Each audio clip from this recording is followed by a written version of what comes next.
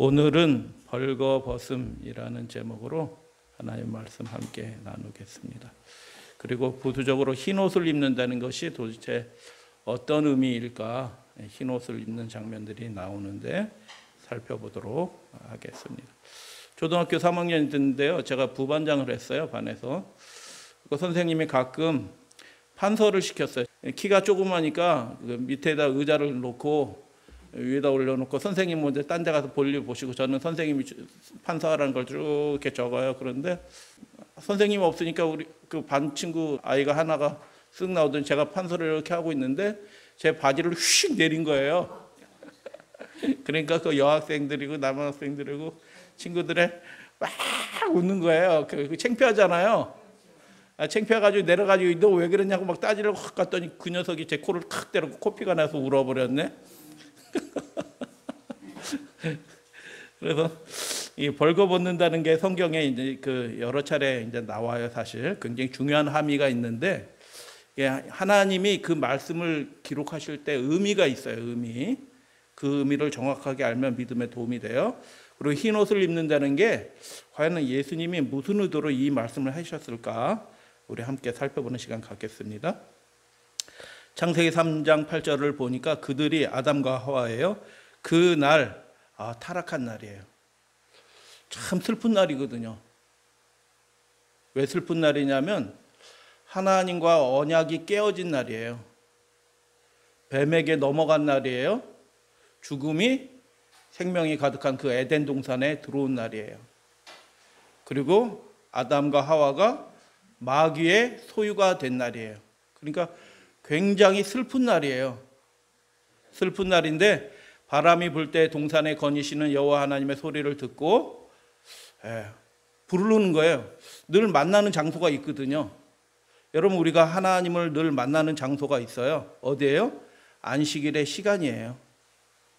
안식일의 시간이 됐는데도 그 늘 만나는 장소에 누가 안 나타나요?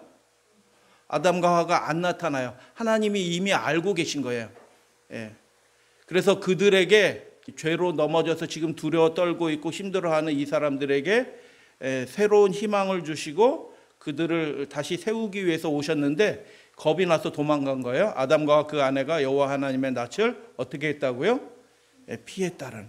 여러분, 죄 문제가 해결이 되지 않으면 하나님과 화목하게 되는, 하나님과의 온전한 관계를 누릴 방법이 없어요. 동산 나무 사이에 숨은지라. 그래서 여러분, 숨을 때 그 찾아낼 만한 곳에 숨어요? 아니면 못 찾아낼 만한 곳에 숨어요?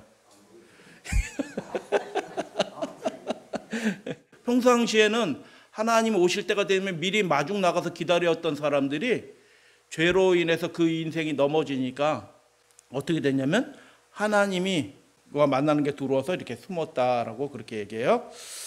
그래서 그들은 하나님을 만나기 위해서 동산 중앙으로 그 언약의 장소로 나오지 못하게 되었어요. 왜 그렇게 되었는가?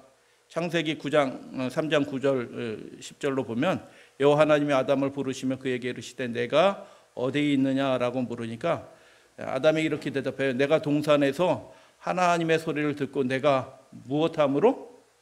벗었으므로 두려워하여 숨었다라고 얘기해요. 벗었다라고 얘기하는 거예요. 그래서 이게 굉장히 중요한 의미인데 만나는 곳에 나타나지 않았어요. 그래서 하나님이 찾으셨어요. 벗었다라고 얘기하는데 이 말이 하나님의 영으로 인도함을 받았던 모세가 이 내용을 기록할 때 그냥 벗었다는 거 그냥 단순히 기록한 게 아니고 이거에서 굉장히 중요한 영적 의미가 있다라는 것을 알기 때문에 특별한 강조를 모세가 했어요. 그래서 벗었으므로라고 얘기할 때 그때 그 용어가 뭐냐면 히브리어 용어가 에롬, 에롬. 벗었다는 것을 어떻게 알았죠? 당연히 벗었으니까 벗었죠. 이렇게 얘기할 거예요. 근데 벗었다는 것을 어떻게 알았을까? 두 번째 질문은 누구 때문에 그렇게 벌거벗게 되었는가? 자기가 스스로 옷 벗은 건 아닐 거 아니에요. 벗었다는 것은 입고 있었다가 벗은 거예요. 그죠? 벗었다가 벗은 게 아니면 벗은 게 아니잖아요. 그래서 함께 살펴보도록 하겠습니다. 그런데 뱀은 여호와 하나님이 지으신 들짐승 중에 가장 간교하니라. 이게 말이 번역이 좀 이상해. 하나님이 창조하신 것 중에서 간교한 게 있을까요? 간사한 게, 사악한 게 있을까요? 없어요. 그렇기 때문에 이 번역은 다시 번역해야 되는 거예요. 총명하였다, 지혜로웠다 이런 거예요. 아주 똑똑한 지혜가 많은 짐승이었다 이런 의미예요. 뱀이 여자에게 물어 이르되, 뱀이 말할 수 있어요, 없어요? 없는 거예요. 그러니까 굉장히 이상한 일이 벌어졌는데 하와가 야, 이상하다. 하나님이 경고했던 그 마귀가 나에게 유혹하나 보다 하고 빨리 거기를 떠났어야 되는데 그렇게 하지 못했어요. 참으로 너희에게 동산 모든 나무의 열매를 먹지 말라 하시더냐 해서 뱀에게 얘기했는데, 뱀 사탄 때문에 요 바로 앞절의 말씀을 보면 그들이 내가 벌거벗었습니다라고 얘기했는데 누구 때문에 벌거벗게 됐냐 하면 그 원인 제공자가, 유혹자가 누구냐 하면 사탄, 뱀이다라고 말씀하신 거예요. 하나님의 말씀은요.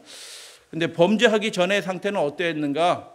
근데 이 간교하다라는 말이 아롬이야. 아까 에룸하고 아롬하고 말이 비슷해요, 안 비슷해요? 굉장히 비슷하죠. 거의 똑같은 말이에요, 사실. 철자는 똑같은 거예요. 이게 모음만 다른 거지. 일부러 이렇게 놓으신 거예요. 이거 벌거벗게 되고 그 전 상태와 그 후 상태가 어떻게 다른지 하나님이 이 영적 의미를 말씀하시기, 강조하기 위해서 특별히 이렇게 말씀하신 거예요. 아룸이라고 얘기했고요. 범죄 전의 상태입니다. 창세기 바로 앞장으로 또 다시 돌아가면 아담과 그 아내 두 사람이 뭐 했으나? 벌거벗었으나. 그럼 이상하네. 벌거벗었다가 또 벌거벗어?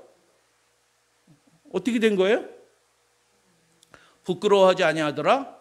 저는 이 말씀 예전에 막연하게 생각할 때, 예전에는 그냥 맨 처음에 아담과 하와는 처음 탄생해서 세상이 뭔지 모르고 순진무구하니까, 애기들도 그러잖아. 처음 태어나서 뭐 자기가 벌거벗은지 그렇게 생각한 거예요. 그래서 첫사람. 근데 이제 이 말씀을 자세히 연구해 보면 그게 아니에요. 그래서 벌거벗으나 할 때 타락하기 전에 벌거벗은 상태에는 아롬 해서 복수형이니까 아룸밈 이렇게 돼 있어요. 아롬 이렇게 됐어요. 에롬, 아룸, 아롬. 똑같은 말처럼 보이는 말이 타락하기 전 그 타락의 원인 제공자에 관한 설명, 그리고 타락한 후에 그들이 상태를 설명할 때 그렇게 탁탁탁탁 비슷한 말로 설명이 되어 있다. 그래서 먼저 아룸, 간교한이라고 번역이 되었는데, 요게 말이 살펴보면 영리한, 지혜가 많다라는 그런 창세기 3장 1절의 말씀. 그래서 다른 말들이 있어요. 그 영리하다라는 말을 의미하는 히브리어의 다른 말들이, 사용하는 말들이 있는데 그거 안 쓰고 이것을 쓴 이유가 있다는 거예요. 아룸이라는 굉장히 비슷한 말을 써가지고 타락 전의 상태, 타락 후의 상태를 비교하기 위해서, 대조하기 위해서 일부러 창세기 3장 1절의 말씀, 지혜롭다는 말이, 다른 지혜롭다는 말이 많이 있거든요. 영리하다는 말이. 여기 학함 사칼도 있고 다른 비슷한 단어도 또 있어요. 그런데 그걸 쓰지 않고 요 단어를 쓴 이유가 뭐냐면 그 전과 후의 상태를 대조하기 위해서 그렇게 쓴 것처럼 보인다. 타락 전과 타락 후의 상태. 그래서 그 원인 제공자는 사탄이다. 에덴 동산에 있었던 뱀이 지금 어디에 있을까요? 뱀이 없어진 거 아니잖아요. 손에 있어요? 손목이 손목에 있어요. 맞아요. 그 뱀이 어디 간 게 아니거든요. 여기 그대로 있거든요. 그 뱀이 가만히 있을까요? 쉬고 있을까요? 동면하고 잠자고 있을까요? 뱀이 들어가는 거예요. 어디로 들어가냐면 큰 용, 이 네어 쫓기니 예뺑고 마귀라고도 하고 사탄이라고도 하고 온 천하를 뭐 하는 자라? 그 온 천하에 누구도 들어가요? 택하신 백성, 믿음의 가정도 다 들어가는 거예요. 그래서 아담을 넘어뜨렸던 것처럼, 하와를 넘어뜨렸던 것처럼 지금도 그 교묘한 방법으로 믿는 사람들을 넘어뜨리기 위해서 하나님의 법을 범하도록 하기 위하여 꿰고 있다라는 것입니다. 뱀이 어디 간 게 아니고 지금 우리 주변에서 왔다 갔다 하는 거예요. 조심해야 되는 거죠. 그래서 그 뱀이 어떻게 하고 있냐라는 것을 계시록 13장에 보니까 이 세상 권세를 이용하여 그 하나님을 믿노라고 하는 사람들이 이 세상 권세에 다 굴복하도록 이 세상 정부와 이 세상 나라가 세운 이 행정명령과 규칙을 다 따라하도록 그렇게 명령을 내려가지고 하나님만 경외해야 될 사람이 이 국가의 질서에 이렇게 따라가면서 살도록 그렇게 하는 것입니다. 그래서 미혹하고 하나님을 온전히 섬기지 못하도록 강제한다.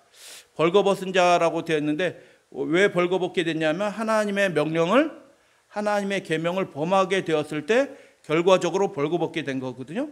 그러니까 만약 우리가 이 마귀의 미혹에 떨어지고 마귀의 이 강압에 우리 신앙이 무너지고 타협하게 된다면 우리도 아담과 하와처럼 뭐 하는 자가 돼요? 벌거벗은 자가 되는 겁니다. 예수님 오실 때가 다 됐는데 우리가 흰 옷을 입고 있는 게 아니고 벌거벗은 상태로 예수님을 맞이할 수도 있다라는, 굉장히 중요한 사건인데요. 마태복음 16장 22절에 베드로가 예수를 붙들고 항변하여 이르되 사람들이 나를 누구라 하더냐라고 했을 때 베드로가 제일 먼저 대답을 하잖아요. 나이가 많고 그래서 제일 먼저 대답을 하는데 주는 그리스도시요 살아계신 하나님의 아들이시니다라고 고백을 하니까 예수님이 기뻐했어요. 그것을 알게 하시니가 하나님이시다라고 얘기하면서 기뻐하셨거든요. 근데 기뻐하시면서 앞으로 벌어질, 이제 예수님이 어디로 향해서 올라가시냐면 예루살렘을 향해서 마지막 여행을 하러 올라가시는 거예요. 올라가실 때가 돼서 이제 돌아가실 거거든요. 그 언약의 죽음, 많은 사람들을 구원의 길로 돌이키도록 하기 위해서 언약의 죽음을 당할 것을 제자들과 베드로에게 얘기를 해요. 그러니까 어떻게 해요? 베드로가 자기 생각하고 다르거든요. 베드로가 예수를 붙들고 항변하여 이르되 주여 그리 마옵소서, 이 일이 결코 주에게 미치지 아니하리이다. 자기가 저희들이 막을 겁니다, 뭐 이런 뜻으로 얘기할 건지 몰라요. 그런데 이게 무슨 뜻이냐면 베드로는 그물과 배와 아비를 버려두고 예수님 쫓은 거거든요. 기억나시나요? 알파 변화, 오메가 변화 말씀한 거 기억나시나요? 완전한 변화. 그 완전한 변화가 있기 전에 그 예수님을 전적으로 따르는 사람이거든요. 보통 사람이 아니에요. 이미 자기 생업을 버려두고 따른 사람들이거든요. 그 알파 변화를 경험한 사람인데도 불구하고 지금 마귀가 어디 들어가 있어요? 베드로한테 들어가 있는 것입니다. 또아리를 탁 들고 베드로의 입을 통해서 말은 하는데 그 말이 누구의 말이에요? 사단의 말인 것입니다. 그때 에덴 동산에 뱀한테 들어갔던 그 마귀가 지금 예수님이 결정적인 일을 이루시려고 선언하셨을 때 그 베드로한테 싹 들어가가지고 어떻게 해요? 그 일이 절대로 일어나면 안 됩니다, 이렇게 다 위하는 척 그렇게 이야기하는 것입니다. 예수님은 하나님과 긴밀한 연결을 가지고 있기 때문에 그게 누구의 음성인지 금세 알아차립니다. 우리가 하나님과 연결되어 있으면 이 상황이 어떤 상황인지 무엇하는 상황인지 영적으로 금세 깨달아요. 근데 예수님과 하나님과 온전히 연결되어 있지 않고 내 뜻과 내 생각이 여전히 남아있으면요, 우리가 베드로처럼 되는 거예요. 그렇게 될 수 있어요. 하나님 위한다고 말하면서, 교회 위한다고 말하면서 실제로 누구 말하고 있는 거예요? 마귀 말하고 있는 경우들이 있어요. 이게 위험한 거거든요. 근데 그걸 모르는 거예요. 베드로는 자기가 마귀가 씌었다는 것을 자체를 귀신 들린 사람이 알 수도 있겠다. 그런데 베드로는 그걸 모르고 그렇게 얘기하는 거예요. 그 예수님이 딱 알아차리고 어떻게 해요? 베드로에게 이르시되, 사탄한테 이르시되가 아니고 누구한테 이르시되? 베드로에게. 야, 베드로가 굉장히 마음에 상처 많이 입었을 거예요. 이 이후로 베드로가 예수님한테 함부로 말 못합니다. 예수님 옆에도 안 있어요. 마지막 6월절 만찬할 때 예수님 바로 옆에 있었던 사람이 누구예요? 요한이에요. 베드로는 옆에 있었는지 옆에 있었는지, 그래갖고 뭐 물어보고 싶은데도 직접 못 물어보고 누구 시켜서 물어봐요? 요한한테 시켜서 물어봐요. 누구냐? 물어봐라. 이렇게 된 거거든요. 근데 그 사건이 무슨 사건이에요? 사탄이 베드로한테 들어간 것입니다. 그래서 여러분, 우리가 에덴 동산에 있었던 그 사탄이 지금 우리가 온전하게 하나님과 연결되어 있고 성령의 충만함으로 인도되지 않으면 마귀가 우리의 삶에도 언제든지 수시로 들락날락해서 하나님을 슬프시게 하는, 하나님의 뜻에 반대되는 그런 일들을 할 수 있다. 알파 변화를 경험한 사람, 주님만 따르겠습니다 하고 자기 직장을 버리고 하나님을 따른 사람한테도 뱀은 어떻게 해요? 들어올 수 있다. 심각한 거예요. 그래서 벌거벗었던 타락 후의 상태라고 얘기하는데, 아담이 내가 벌거벗었기 때문에 두려워서 숨었나이다라고 얘기하는데, 요 에룸하고 똑같은 말이 나와요. 벌거벗음으로 두려워졌다라는 말이 의미하는 상황이 그러면 무엇이냐?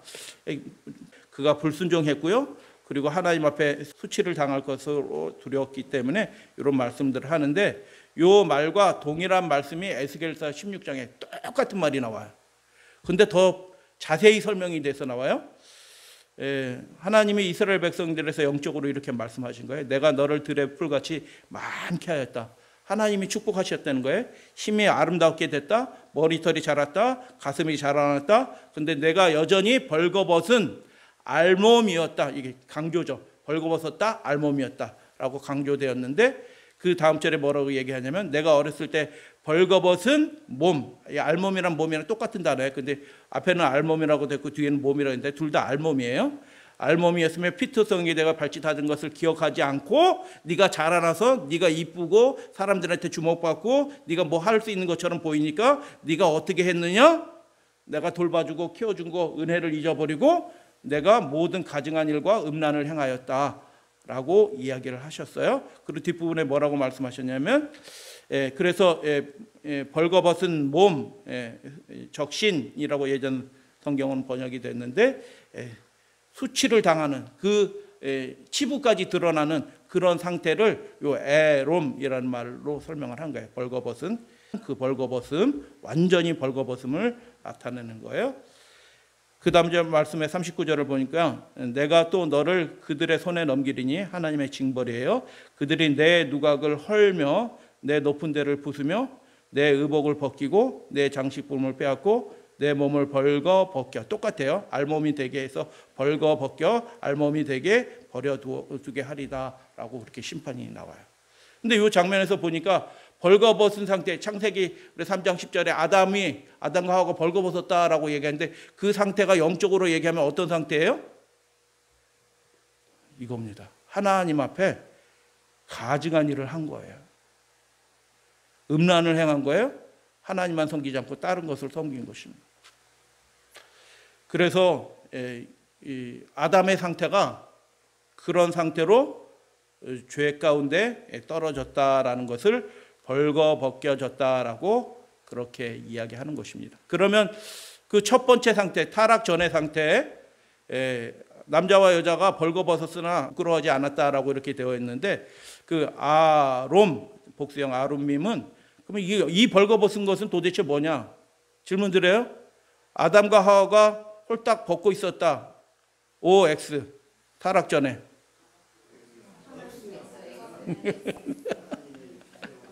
그러면 이건 뭐예요? 벌거벗었다고 성경은 이렇게 얘기하는데. 이건 타락 전의 상황이거든요. 벌거벗었으나 부끄러워. 근데 이 타락 후에 벌거벗은 상태의 그 용어하고는 비슷한 용어인데 다른 용어를 쓴 거예요. 에룸이고 여기는 아롬이에요. 아롬밈 복수형으로. 그래서 한번 살펴보도록 하겠습니다. 이 단어를 살펴보니까 적신, 벌거벗은 몸을 의미하기도 해요. 그런데 아까 그 에스겔서의 말씀처럼 이렇게 수치를 당하고 멸시를 당하고 자기의 치부까지 다 드러나는 그런 수치를 상태를 나타내는 말은 아닌 일상적인 용어로도 이 말이 쓰여져요. 그리고 결정적으로 아무것도 몰라가지고 자기가 벌거벗은지도 모르고 그냥 이렇게 지내는 그런 상태가 아니다라는 것이에요. 성경책 하나 읽어보도록 하겠습니다. 욥기 22장 다 같이 시작. 까닭 없이 형제를 볼로 잡으며 헐벗은 자의 의복을 벗기며. 여기 보면 헐벗은 자라는 똑같은 말이 쓰여 있어요. 아담과 하와가 타락 전에 아룸밈 상태에 있었어요. 그런데 그게 홀딱 벗겨져 있으면 거기서 더 벗길 게 있어요, 없어요? 없어요. 이게 만약에 헐벗은 자라는 말이 아무것도 없는 상태에 있으면 거기서 의복을 또 벗길 게 있어요, 없어요? 없죠.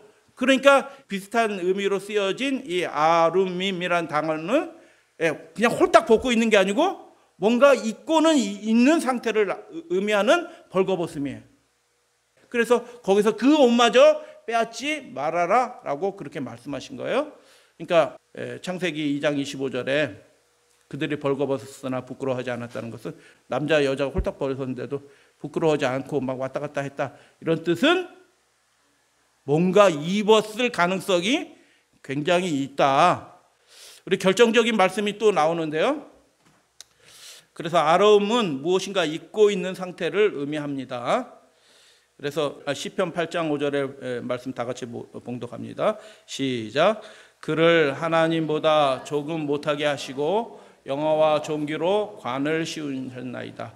창조 사건을 기록한 시편 8편이에요. 하나님이 그 손가락으로 이렇게 세상을 만물을 지으셨다라고 얘기했는데, 여기서 그는 누구냐 하면 아담이에요. 아담과 하와 첫사람인데, 그를 예전 성경에는 천사로 돼 있어요.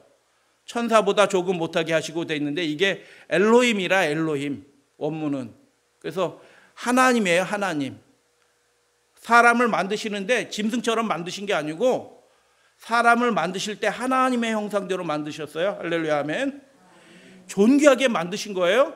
그래서 시편 8편에 뭐라고 얘기하냐면, 사람을 그 종류대로 짐승처럼 만들어서 그냥 살고 먹고 지내도록 이렇게 만드신 게 아니고 하나님보다 조금 못하게 만드셨다라고 그렇게 얘기하고, 하나님이 사람을 만드실 때 영화와 존귀로 관을 씌우셨다. 도대체 어떻게 만드셨길래 영화롭게 존귀롭게 했는가? 그냥 똑똑하게 만들었는가? 그 정도의 것이 아니다라는 것을 우리가 힌트를 보게 되는데, 시편 104편에 이런 말씀이 있어요. 다 같이 읽겠습니다. 시작. 주는 심히 위대하시며 존귀와 권위로 옷을 입으셨나이다. 주께서 옷을 입은 같이 빛을 입으시며. 존귀와 권위로 무엇을 관을 씌웠다, 옷을 입었다라고 얘기할 때 그 표현을 다른 표현으로 성경이 이야기하는데 뭐라고 얘기하냐면 빛으로 옷을 입었다, 이렇게 얘기해요. 그래서 그들이 창세기 2장 25절에 벌거벗었으나 라고 얘기하는데, 그건 홀딱 벗은 게 아니고 어떤 상태냐면 뭔가 입고 있었는데, 그 창세기 3장 10절에 범죄하고 나서는 그게 애룸 상태, 완전히 아무것도 없어가지고 벌거벗겨져가지고 부끄러워져가지고 전체 두려워져게 돼서 무화과 나무로 할 수밖에 없는 그 상태로 바뀐 거예요. 그러니까 타락하기 전에 이 벌거벗은 것은 뭔가 입고 있는 상태였어요. 근데 그 입고 있는 상태가 어떤 상태였느냐? 시편 말씀을 이렇게 힌트로 살펴보니까 그들이 하나님이 주신 특별한 옷을 입고 있었다. 의의 옷이다, 빛의 옷이다 라는 것을 우리가 살펴보게 돼요.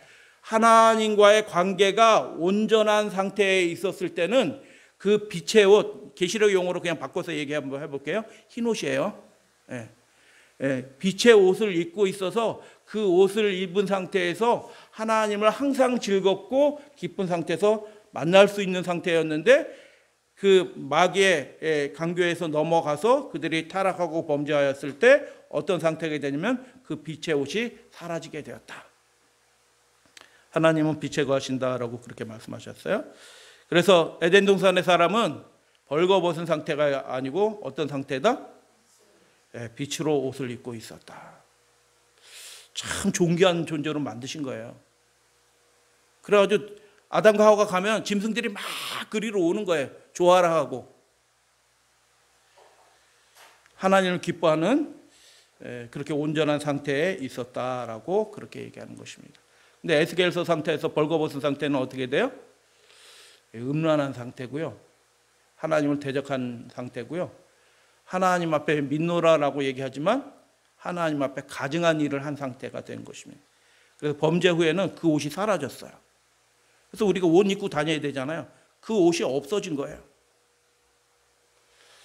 그런데 하나님이 어떻게 하셨다고요? 창세기 3장 21절, 하나님이 오셔서 만나주시고 그들에게 위로와 용기를 주시고 다시 회복될 수 있는 길이 있다라고 말씀해 주시고, 그게 구속의 경륜이잖아요. 말씀해 주시고 가죽옷을 해서 입혀주셨다라고 얘기하는데, 이 가죽옷 얘기할 때 저는 예전에 성경 읽을 때 가죽옷 하면 제품으로서 가죽을 생각했어요. 근데 이게 가죽옷이라는 말의 기본적인 뜻이 뭐냐 하면 벗겨낸 옷이란 뜻이에요.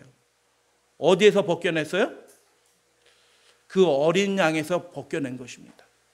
누구에게 입혀주려고? 그 범죄해서 가증한 일을 행한 그 백성들을 덮어주려고 하나님이 흠없는 어린 양, 죄 없으신 예수 그리스도에게서 벗겨낸 그 옷으로 우리에게 입혀주셨다. 이게 속죄 구속의 상징적인 사건인 것입니다. 할렐루야, 아멘. 그래서 희생을 통해서 주어진 옷이다. 의의 옷이 그냥 저절로 주어진 것이 아니라 하나님의 아들의 희생을 통해서 그분이 벌거 벗겨주시고 수치를 당하시고 모욕을 당하심으로 그 벌겨 벗겨진 그 옷을 우리에게 입혀주셨다라고 그렇게 말씀하신 것입니다. 세상 죄를 지고 가시는 어린 양을 한번 보십시오. 마태복음 27장 35절에 이런 말씀이 있어요. 그들이 로마 군병이에요. 예수를 십자가에 못 박은 후에 그 옷을 제비 뽑아 나누고. 근데 여기 살펴보니까 옷이 복수라. 옷이 최소한 2개 이상 나눠 가지려면 2개 이상 찢어서 나눠 가진 게 아니고 각각 나눠 가니까 2벌 이상이. 근데 마태는요 그걸 멀리서 봤어요. 들어서 알아요. 근데 그걸 옆에서 그 장면을 보던 사람이 있었네. 누가 봤어요? 제자 중에서 요한은. 그러니까 여러분 우리가 예수님 끝까지 따라가면은 남들을 못 보는 거 봅니다. 예수님이 어떤 분이신지 더 분명하게 잘 알아요. 그러니까 우리가 어찌하든 예수님을 가까이 쫓아가면 하나님이 하시는 일들에 대해서 더 분명하게 알아요. 요한복음에 보면 이렇게 말씀이 되어 있어요. 군병들이 예수를 십자가에 못 박고 그의 옷을 취하여 내 깃으로 나눴다라고. 내 몫으로, 깃이란 것은 분깃할 때 그 깃의 몫으로 나눴다라고 얘기해요. 근데 유명한 그 신약학자의 말을 인용하면 나눠 가졌는데 그 옷들이 뭐냐? 머리 덮개, 유대인 이렇게 덮어 씌우잖아요. 그리고 신발, 허리띠, 탈리트, 혈루증 앓던 여인이 뭐 만졌어요? 옷술을 만졌는데 예수님의 옷가를 만들었다라고 했는데 그 옷가가 뭐냐면 옷에 이게 술이 달려 있어요. 그거 율법을 순종하겠습니다라는 그 유대인의 표징이에요. 그거 만진 거예요. 그거 이렇게. 근데 그 겉옷까지 해서 넷이서 나눠 갖고 속옷도 취하였다라고 그렇게 얘기합니다. 그래서 예수님이 홀딱 벗겨진 건 아니에요. 이미 겉옷이 벗겨지면 수치스러운 거예요. 탕자의 비유할 때 얼떨떨 말씀드렸지만 탕자의 아버지가 탕자 맞이하기 위해서 달려가잖아요. 그게 수치스러운 일이에요. 왜 달려가는 게 수치스러운 일이에요? 어른들이 달려갈 때 종아리 보이거든요. 제사장들이 이렇게 해가지고 하체를 보이지 말라고 얘기하잖아요. 부끄러운 일이에요. 근데 그 탕자의 아버지는 그 아들을 살려내기 위해서 자기가 부끄러움을 또 무릅쓰는 거예요. 그 달려나가시는 아버지의 모습이 지금 이 십자가에 달리신 예수 그리스도의 모습이에요. 종아리 보이면 수치스러운 거예요. 그러니까 야, 저분 나이살이나 먹고 부끄러운지도 모르고 저 사람은 저런다 이렇게 얘기하는데, 그러니까 예수님이 겉옷만 벗겨져도 그 사람들은 수치스러운 거예요. 근데 속옷까지 벗겨지고 완전 기본적인 것만 가지고 있다? 다 벗겨진 거나 다 마찬가지예요. 그래서 여러분 우리를 위해서 예수님께서 모든 것을 다 내어주신 그 모습을 보게 돼요. 이렇게 벌거벗겨지신 예수님의 그 의의 옷을, 순전하신 어린 양, 흠없는 어린 양이신 예수님의 그 의의 옷을 아무것도 한 것이 없는 아담과 하와에게 하나님은 은혜로 입혀주신 것입니다. 사무엘상 15장 말씀 다 같이 읽겠습니다. 시작. 사무엘이 가로되 여호와께서 번제와 다른 제사 그 목소리 순종하는 것을 좋아하심과 같이 좋아하시겠나이까? 순종이 제사보다 낫고 듣는 것이 수양의 기름보다 나으니라. 참 왕이 제대로 잘 하나님을 섬겼어야 되는데 그렇게 못한 거예요. 근데 여러분 제가 여러 차례 말씀드렸기 때문에 이제 이 말씀이 이해가 더 잘 되실 거예요. 히브리어에서 비교의 의미는 무슨 의미가 있다고요? 배타적인 의미가 있어요. 순종도 좋고 제사도 좋은데 순종이 좀 더 낫다 이런 뜻이에요.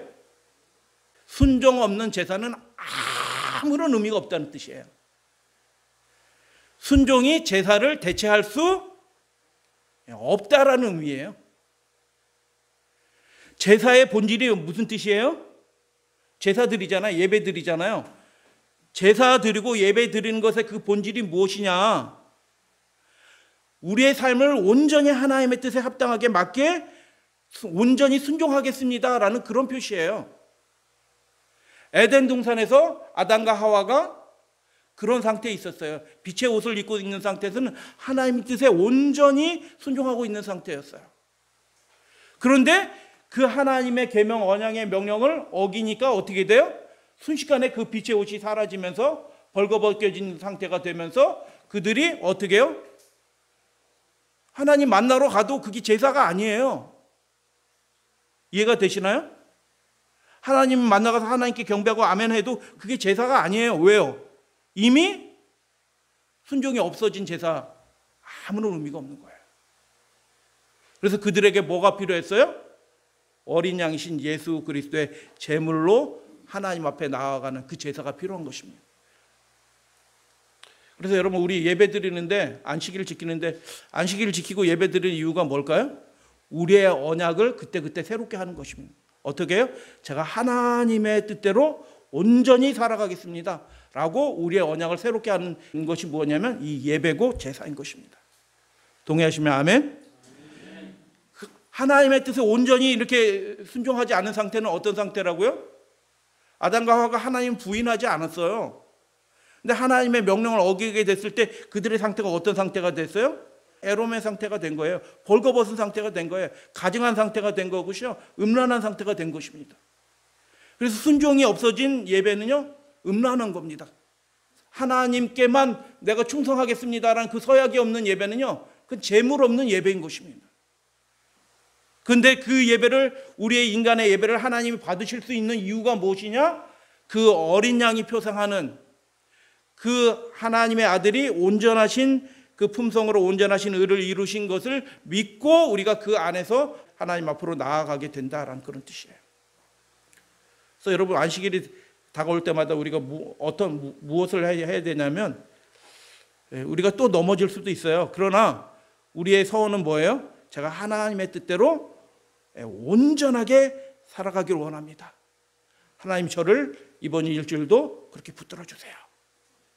제 의의 옷이 벌거벗은 상태처럼, 우리가 그리스도인인데 벌거벗은 사람처럼 이렇게 살아가면 안 되잖아요.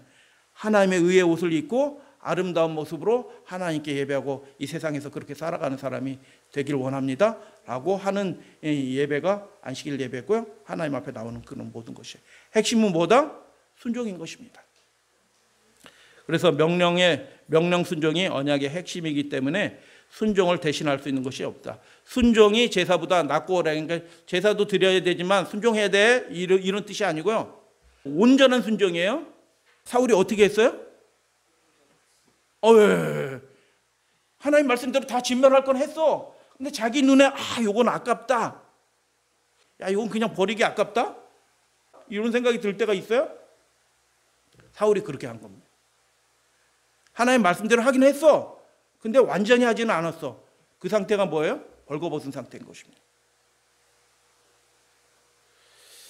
그래서 기름 부음을 받는다는 게 도대체 무슨 의미냐? 하나님이 택하여 주셨사오니 내가 온전히 하나님 뜻대로 온전한 순종을 하면서 살겠습니다. 왕으로 나를 그렇게 기름 부었으니 내가 하나님 앞에 그렇게 온전하게 하나님의 명령에 따라 살겠고 백성들을 그렇게 가르치겠습니다 라고 하는 서원이에요. 서원, 침례예요. 새 사람이 돼서 하나님 말씀대로 언약하는 게 그 침례 예식이에요. 우리가 연약해서 넘어질 수는 있지만 그 언약은 완전한 거예요. 하나님 뜻대로 온전히 순종하면서 반쯤 믿고 반쯤 안 믿고 이렇게 하기 위해서 침례 받은 건 아니잖아요. 그래서 기름 부음과 침례는 같은 의미예요. 성경 읽어보시면 나와요. 이게 의미가 하는 게 뭐냐? 하나님 뜻대로 우리가 온전히 살겠습니다. 그 상태가 창세기 3장으로 다시 돌아가면 2장과 3장 상태면 온전히 살고 있는 그 상태가, 하나님의 은혜 가운데 온전히 살고 있는 상태가 빛으로 옷 입은 상태고요, 그 말씀을 불순종해서 어긴 상태고 그 관계가 어긋난 상태가 뭐예요? 벌거벗은 상태인 것입니다. 하나님이 아브라함을 사랑하셨어요. 왜 사랑하셨을까요?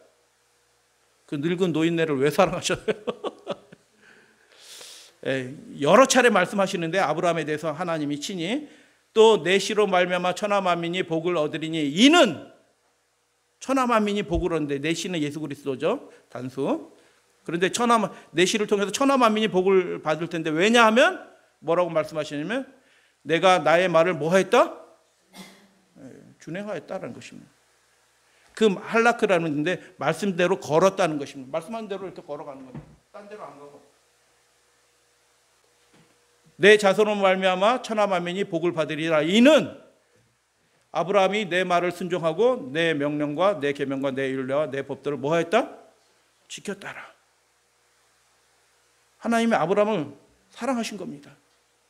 왜냐하면 그가 그 말을 준행하고 순종하고 지키는 것입니다. 그래서 복의 통로가 되도록 하셨습니다. 지금 이 장면은 어떤 장면이에요? 지금 아브라함과 이삭이 있네. 눈을 딱 보고 얘기하잖아요. 성경엔 기록이 안 돼 있어요.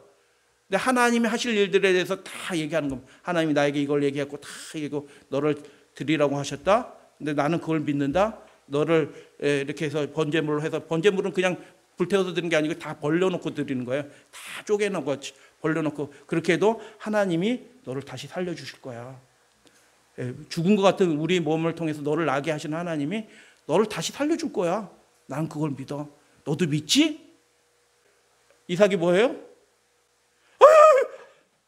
안 돼! 이렇게 하고 도망간 게 아니고 어떻게 해요? 못 찾겠다 꾀꼬리 한 게 아니고, 아 그래요 아버지? 저도 그 하나님 믿어요 하고 자기를 내어준 겁니다. 온전히 순종한 거예요. 그래서 예수님의 표상이에요. 죽어도 다시 살리실 것을 믿고 자신의 삶을 다 하나님께 내어놓은 그 예수 그리스도의 모습이 이삭의 모습을 통해서 표상이 되는 거예요. 근데 그 모습을 한마디로 뭐예요? 준행하고 순종하고 지키는 거예요. 그 명령을 따르기가 쉬워요, 어려워요? 이게 어려운 게 아니고 이게 하나님과의 관계가 없으면 그게 안 되는 겁니다. 안 되는 거. 그분을 전적으로 믿으면 그렇게 못하는 거예요. 그런데 전적으로 하나님을 의지한 거예요. 그래서 하나님께서 그 아브라함의 생애를 의롭다 칭하신 겁니다. 히브리서 11장 9절에 보면 죽을지라도 다시 살리실 것을 아브라함이 뭐 했대요? 믿었어요. 믿었으니까 그렇게 한 겁니다. 하나님을 믿었어요. 어떤 하나님이면 죽어도 다시 살리실 걸 믿었어요. 그러니까 이 세상에 타협하지 않아요. 이 세상 건 뭐 더 얻으려고 욕심 부리지도 않아요.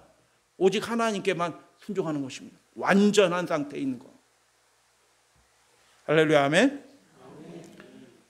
아브라함이 의의 옷을 입고 있는 것입니다. 그 이삭도 이미 어린 나이지만 저는 30살이라고 저는 생각해요.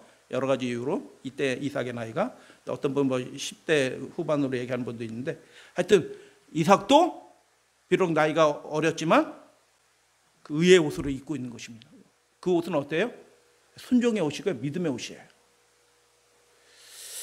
여호와의 일에 하나님을 만나는 방법이 뭘까요? 그러면 단순합니다. 순종하는 그 말씀을 따라 걷는 것입니다.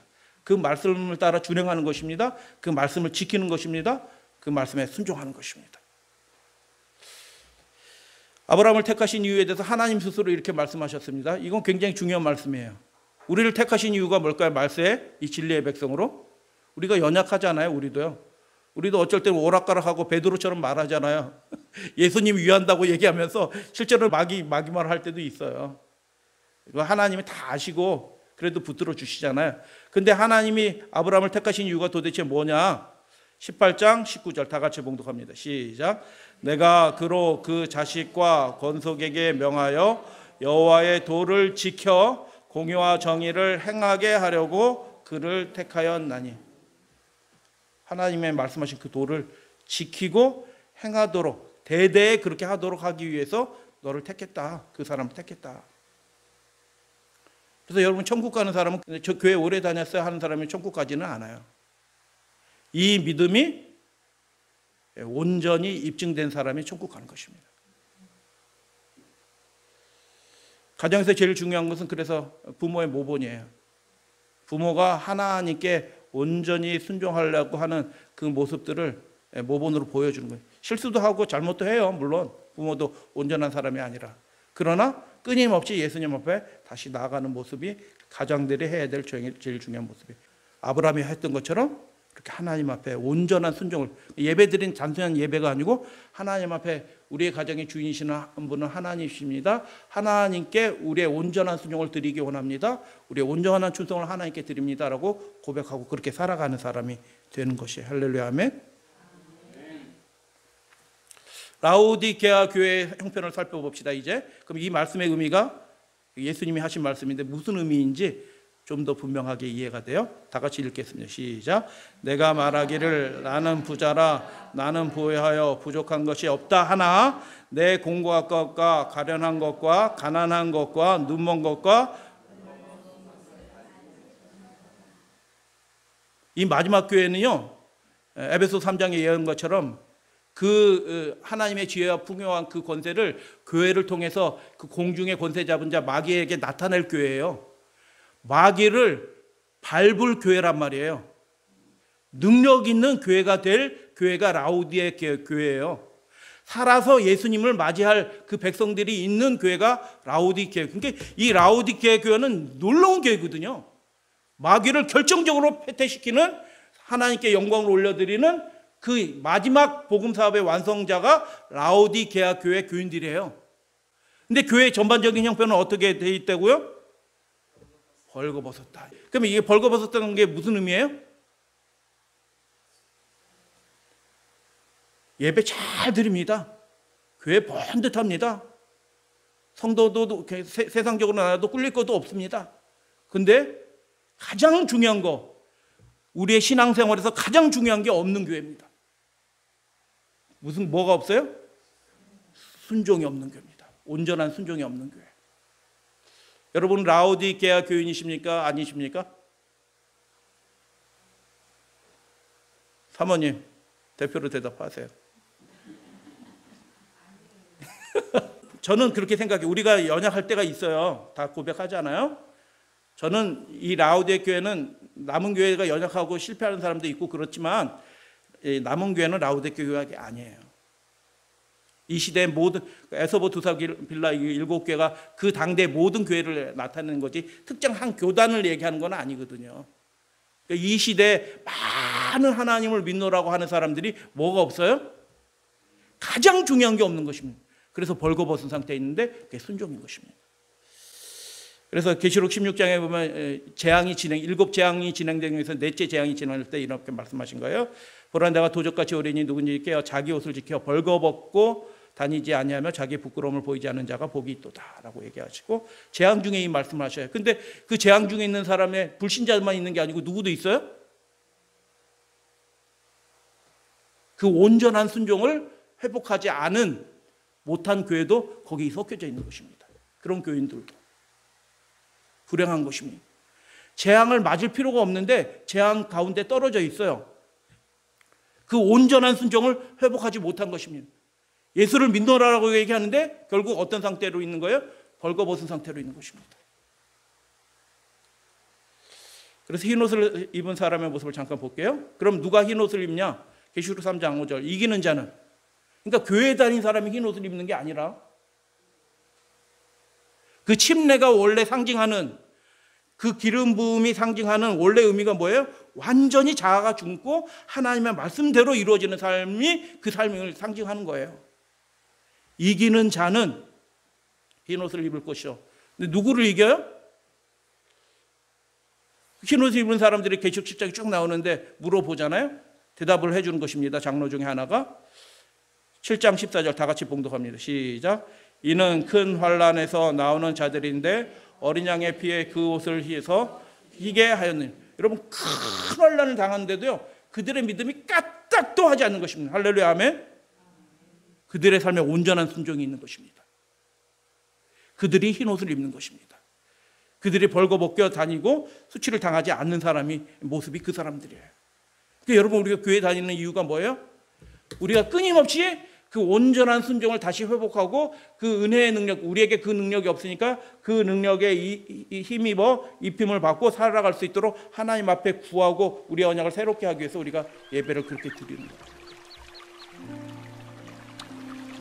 그나난을 그들이 통과했다라고 얘기해요. 그것을 이기고 나왔다라고 얘기하는데 어떻게 이겼냐? 계시록 15장 2절에 보면 그들이 이기고 벗어났다라고 얘기하는데 어떻게 이겼냐? 20장에 보여요? 그들이 짐승과 그 우상에게 경배하지도 아니하고 그 이마의 손에 표를 받지 않냐는 자들이 살았는데 그 앞부분에 바로 말씀에 제가 여러 번 말씀을 드렸어요. 목배임을 당한 자들 죽기까지 하는 겁니다. 온전히 충성하는 것입니다. 그들이 이기고 벗어난 자들이 되는 거예요. 그러니까 자기 목숨도 아끼지 않고 하나님께 온전한 순종과 충성과 헌신을 다 드린 사람, 그 사람들이 입는 옷이 뭐예요? 흰 옷입니다. 그래서 우리가 초청할 때는 한번 와보세요, 교회 오세요, 말씀 들어보세요, 하나님 배워보세요, 이렇게 얘기하지만 그 상태, 그래서 교회 왔다? 몇 년 다녔다? 천국 데려가신다? 아니에요. 온전한 순종이 회복이 되는 것입니다. 그 상태가 된 사람을 하나님이 데려가신다니까요. 그게 흰옷 입는 사람의 모습이고, 그렇지 않은 사람들은 벌거벗겨진 가증한 일을 하는 음행 가운데 떨어진 사람의 모습으로 하나님 앞에 서게 되는 것입니다. 언약궤가 보인대요. 판단 기준은 십계명입니다. 예수님은 저 지성소로 들어가셨어요. 십자가만 붙들고 사는 분들은 예수님 못 만납니다. 예수님은 이미 지성소에 들어가셨거든요. 그 온전한 일을 다 이루시기 위해서, 그 능력을 공급해 주시기 위해서 지성소에 들어가셨어요. 그래서 주여 주여 하면서 십자가만 계속 붙들고 찬양하는 분들은, 그분들은 천국에 합당하게 준비되지 못해요. 하나님이 우리의 삶에 온전한 순종을 회복하실 것을 믿고 나아가시는 그 사람들이 이 은혜를 누리게 될 것입니다. 할렐루야, 아멘. 구하는 자에게 그래서 온전한 순종이 이루어지도록 하나님의 은혜가 주어지는 것입니다. 말씀 마칩니다. 의의 두루마기는 그래서 죄를 가리는 덮개가 아닙니다.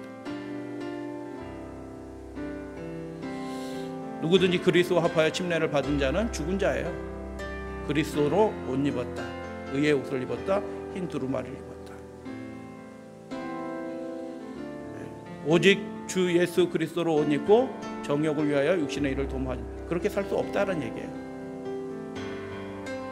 이런 삶이 이루어지도록 우리가 예배 주님 앞에 모일 때마다 하나님, 제 삶을 온전한 제물로 드리기 원하오니 저의 삶에 온전한 순종이 이루어지도록 하나님, 제 삶을 주님 앞에 드립니다 라고 서원하시고 드리시는 저와 여러분들 되시기를 예수님의 이름으로 축복하면서 말씀 마치겠습니다.